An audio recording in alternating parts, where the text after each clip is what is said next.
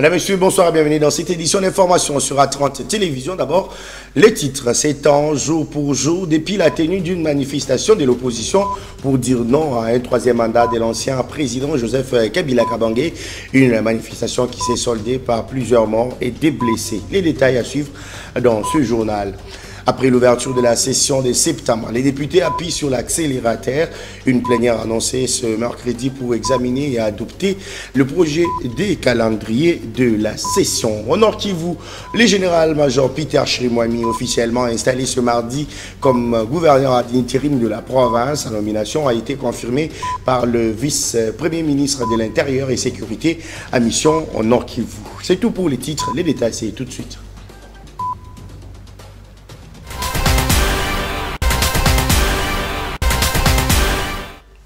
Bonsoir. Cela fait 7 ans, jour pour jour, depuis les échauffourées du 19 septembre 2016, à la suite de manifestations initiées par l'opposition pour exiger le départ de l'ancien président Joseph Kabila. Plusieurs personnes sont mortes au cours de cette journée. À l'UDPS, la date est commémorée comme journée des martyrs de la démocratie et de l'alternance. Nous défendons notre démocratie. Kabila, on ne veut plus de toi. On ne veut plus de toi, M. Kabila. La marche du 19 septembre 2016 a été convoquée par le rassemblement de l'opposition, alors mené par Etienne Tshisekedi Mulumba. Motif, dire non au glissement et exiger le départ de Joseph Kabila, ancien président de la République, dont le mandat devrait expirer le 19 décembre de la même année. Bien avant l'heure annoncée pour les manifestations, les échauffourées ont éclaté d'abord à Limete où siège l'UDPS, premier parti de l'opposition. Plusieurs personnalités ont tout de même battu les pavés, certaines sont sorties avec des visages défigurés. La suite, à côté des tirs à gaz lacrymogènes, des morts et des blessés et les sièges des partis au pouvoir vandalisés par des manifestants. 17 morts, dont 3 policiers et 1 brûlé vif et 14 civils parmi les pillards. 2 blessés par balle, 2. École primaire et secondaire, Madame de Sévigné, brûlée, saccagée à Bandalungwa. Le gouvernement ne fléchira pas devant les intimidations des maîtres chanteurs qui redoutent les issues électorales qui pointent à l'horizon. Dans la nuit de ce 19 septembre 2016, les sièges de l'Union pour la démocratie et le progrès social mis en fait et quelques militants ont perdu la vie. Selon les Nations Unies, ces manifestations ont causé plus de 50 morts, une centaine de blessés, sans compter plus de 300 interpellations. Ouverture ce mardi à New York, nous sommes aux États-Unis d'Amérique, de la 78e session de l'Assemblée générale des Nations unies. Les priorités de cette session s'articulent notamment autour de l'attachement au multilatéralisme et à l'ordre international fondé sur des règles. La première journée marquée par les allocutions de plusieurs chefs d'État, dont le président américain Joe Biden. Le discours du chef de l'État congolais Félix Tshisekedi est prévu ce mercredi 20 septembre sous les coups des 21h de Kinshasa, la capitale de la République démocratique du Congo. Entre-temps, à Kinshasa, comme on en parle, l'Assemblée nationale en plénière ce mercredi pour examiner et adopter le projet de calendrier de la session de septembre 2023. C'est le rapporteur de la Chambre basse du Parlement qui l'a annoncé ce mardi dans son compte-rendu de la réunion de la conférence de présidents qu'a présidé Christophe Mbosso, président de l'Assemblée nationale. La réunion a également fixé les priorités de la session. La suite en image. La conférence des présidents réunie lundi à l'Assemblée nationale a fixé les matières importantes à traiter au cours de la session ordinaire de septembre. Parmi elles, l'examen et vote de la loi des redditions des comptes, exercice 2022, ainsi que la loi des finances, exercice 2024. Au cours de la réunion, la conférence des présidents a adopté l'avant-projet du calendrier de la session. La conférence des présidents a été convoquée ce lundi 18 septembre 2023, conformément à l'article 60 du règlement intérieur qui régit le fonctionnement de l'Assemblée nationale. Plusieurs observations techniques et d'ordre administratif ont été soulevées. Plusieurs décisions ont été prises, dont le bureau est chargé pour le suivi et l'exécution de toutes ces décisions. Mais ce qu'il faut retenir dans cette rencontre, l'essentiel est que pour cette session, qui est la dernière d'ailleurs, pour cette législature, le calendrier des travaux sera écourté par rapport aux élections qui se tiendront le 20 décembre de cette année. Nous avons donné priorité de certaines matières, entre autres la reddition des comptes, le budget de la République pour l'exercice 2024 et quelques projets de ratification. Alors, pour dire que les échanges ont été fructueux et tous, nous avons été d'accord pour adopter ces calendriers. Une plénière est prévue ce mercredi 20 septembre pour l'examen et adoption du projet de calendrier. Le vendredi 22 septembre, une autre plénière aura lieu pour examiner la loi sur la reddition des comptes exercice 2022.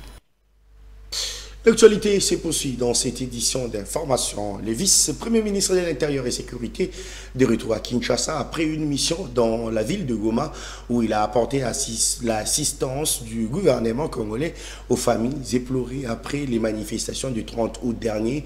Au cours des échanges avec le proche des victimes, Maître Peter Kazadi a appelé une nouvelle fois la population à la vigilance au jeu de l'ennemi qui veut embrasser la ville de Goma. Nous sommes en train de faire face à une situation que tout le monde a condamnée.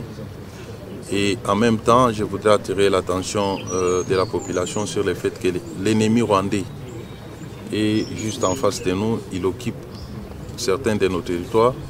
Il est en train de manipuler certains d'entre nous pour donner une autre connotation à ces drames, je répète, que nous avons eu tous à condamner. Nous devons donc nous montrer vigilants, mettre en exergue notre appartenance à la République démocratique du Congo en tant que peuple, sauvegarder ce qui est essentiel, et c'est ce qui est essentiel ici, c'est notre territoire. Donc j'en appelle à la paix, au calme. Le gouvernement de la République est décidé de suivre cette affaire de très près. La justice sera dite et s'il faudra réparer les dommages, le gouvernement s'en chargera. Et sachez qu'au cours de cette mission à Goma, le vice-premier ministre de l'Intérieur et Sécurité a également confirmé la nomination du général-major Peter Chirimwami comme gouverneur militaire intérim de la province du Nord Kivu. Les nouveaux patrons du Nord Kivu officiellement installés ce mardi au cours d'une cérémonie présidée par le chef d'état-major général adjoint chargé des opérations et renseignements des FARDC, le général Ndoukou Jacques. Suivons ce portrait de nos confrères de la presse du Nord Kivu. Il s'appelle Général-Major Chirimwami Kuba Peter, le nouveau commandant des opérations et gouverneur militaire à l'intérim de la province du Nord Kivu. Le général-major Peter Chirimwami est un officier général de FARDC, reconnu par son patriotisme et son dévouement au métier des arts au service de la nation. Chirimwami Peter a un parcours élogieux au sein de l'armée régulière et a été officier de renseignement aux côtés du feu lieutenant-général Baouma lors des opérations Pomme Orange contre le M23 en 2013. Téné, le nouveau gouverneur militaire du Nord Kivu, a été commandant des opérations militaires successivement au secteur opérationnel Sokola 1 et 2 à Beni contre les EDF et à Goma contre les terroristes du M23. Le général-major Peter Chirimwami est diplômé de stratégie et de défense au Collège des hautes études des stratégies et défense. Le nouveau patron des opérations militaires et gouverneur du Nord Kivu a également assumé la fonction du commandant 32e région militaire, comprenant la province d'Elituri et celle du Haut-Uélé. Pétri d'intelligence, de rigueur, avec un sens élevé d'humanisme, le nouveau gouverneur ad interim du Nord Kivu a été dans les sillages opérationnels, aux côtés du lieutenant-général Boyanka Chamadjoni, gouverneur d'Elituri depuis 2022. Il a appuyé le gouverneur militaire d'Elituri, le lieutenant-général Boyanka Chamadjoni, dans l'accomplissement de la mission de restauration de l'autorité de l'État dans l'approche non militaire. Ici, le dialogue, le pourparler avec le groupe armé ont permis les désarmements de cœur et esprit de belligérants. Une approche réussie à côté de l'approche militaire, car plusieurs entités dans les territoires d'Edjougou et Urumu sont en voie d'être pacifiées. Sa désignation aux fonctions de commandant des opérations militaires au Nord Kivu va certainement redynamiser les opérations militaires et mettre hors d'état de nuire les ennemis de la République, le M23 et leurs alliés dans le Rwanda. Également, son avènement à la tête du Nord Kivu pourra recréer un climat de confiance entre le gouverné et le gouvernant. Dans le secteur du transport, le ministre du Transport, Voies de Communication et des Enclavements, Marc Kiel, a convoqué lundi les responsables des compagnies aériennes internationales. Objectif, faire un rappel à l'ordre sur la qualité des services au profit de la population qui doit s'améliorer à la suite des différentes plaintes observées ces derniers temps. L'association des compagnies aériennes internationales promet d'améliorer ses services après l'interpellation du ministre. La qualité de service, de manière générale, le respect des horaires de vol, la communication à faire aux clients en cas d'annulation de vol, la restauration pendant les vols, la nécessité de communiquer également en français pendant les vols, pour ne citer que ces questions-là, ont été au menu de la rencontre entre le ministre de Transport, Voies de Communication et Désenclavement dans son cabinet de travail ce lundi 18 septembre 2023 avec les membres de l'Association des compagnies aériennes internationales. En effet, à la suite des différentes plaintes de la population, Maître Marc Ekila Likombo a tenu à faire une mise au point avec ceux qu'il qualifie de partenaires du gouvernement de la République dans une franche collaboration et parfaite harmonie. Chantal Zerao Zaina, cadre à la South Africa Airlines, et la présidente de l'association. Les clients se sont plaints puisqu'il y a des pannes d'avion, mais c'est quelque chose qui arrive.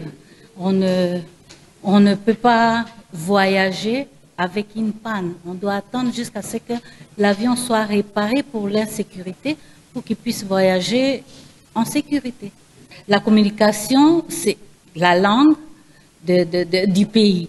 Mais ça ne nous empêche pas peut-être maintenant d'informer nos sièges pour employer peut-être d'autres crews qui parlent la langue, double langue. Bon, ça, on pourra revoir.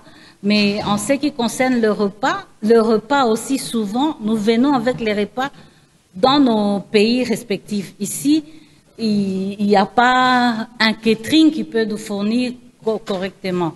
Quant à la qualité des avions utilisés dans l'espace aérien congolais, ils sont techniquement en bon état, rassurent les membres de l'association qui indiquent prendre en compte les préoccupations des clients, promettant de faire mieux. Bien sûr, ce sont les mêmes avions qui circulent dans d'autres pays, puisqu'on ne peut pas faire un avion juste pour un pays, mais en tant que commercial, on ne peut pas amener un grand avion si on n'a pas assez de passagers pour cette destination. Ils doivent faire confiance aux compagnies aériennes internationales. Nous les amenons depuis des années, ils n'ont jamais eu de problème. Il faut corriger les choses pour répondre aux attentes de la population, a insisté le ministre de Transport qui, se référant aux instructions du chef de l'État, Félix-Antoine Tshisekedi Tshilombo, tient à un service sérieux par les compagnies aériennes internationales.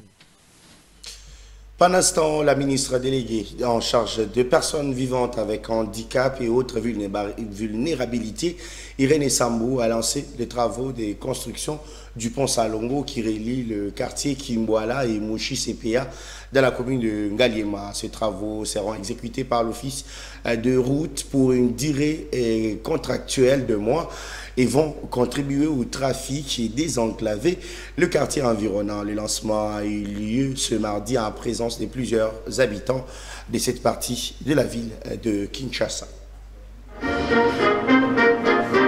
Après plusieurs années de calvaire avec d'inondations emportant des vies humaines suite à l'affaissement du pont, les habitants du quartier Salongo Kimbwala dans la commune de Ngaliema peuvent désormais pousser un ouf de soulagement avec la construction d'un nouvel ouvrage. Cela grâce à l'implication de la ministre déléguée en charge de personnes vivant avec handicap et autres vulnérabilités. Irène Sambo a personnellement mené les plaidoyers auprès du gouvernement jusqu'à obtenir le lancement de travaux.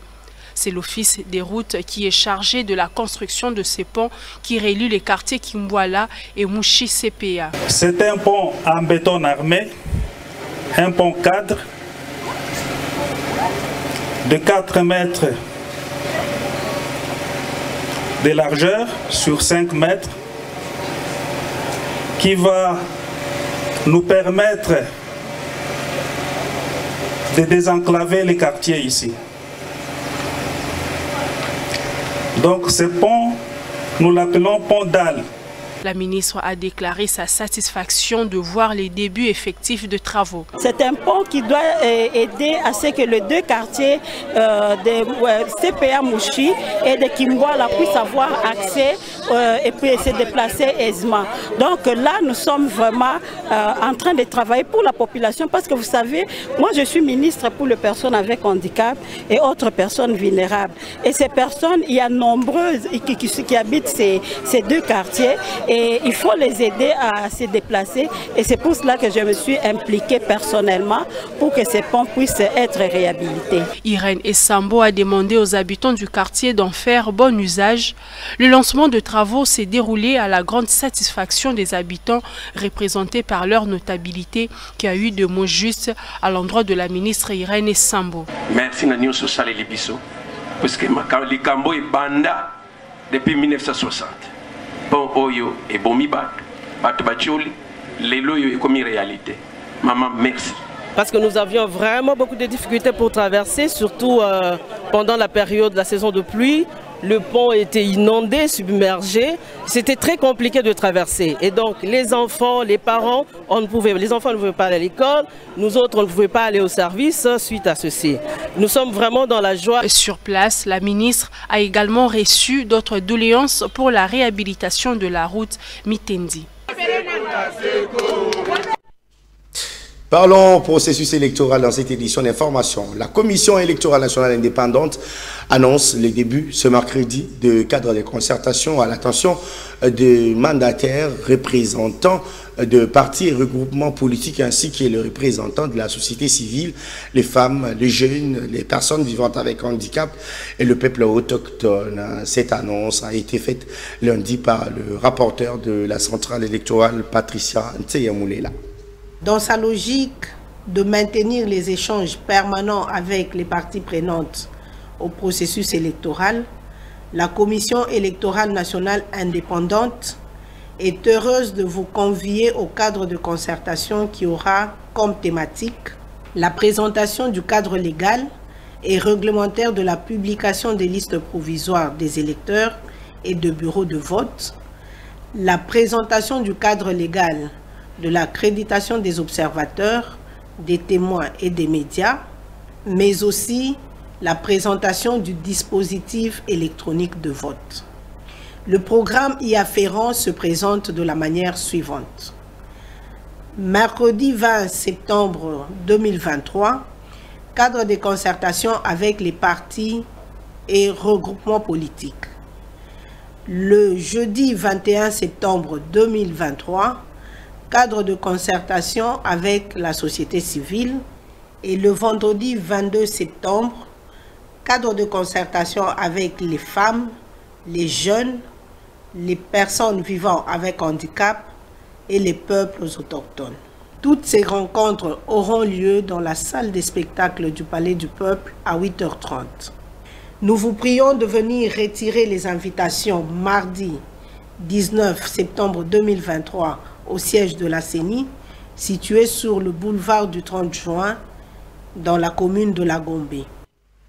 Restons encore à la Commission électorale nationale indépendante, où son président, Denis Kadima Kazadi, a échangé avec une délégation du comité directeur de la représentation des étudiants du Congo REC en cycle, conduite par son président national Maurice Mukandei.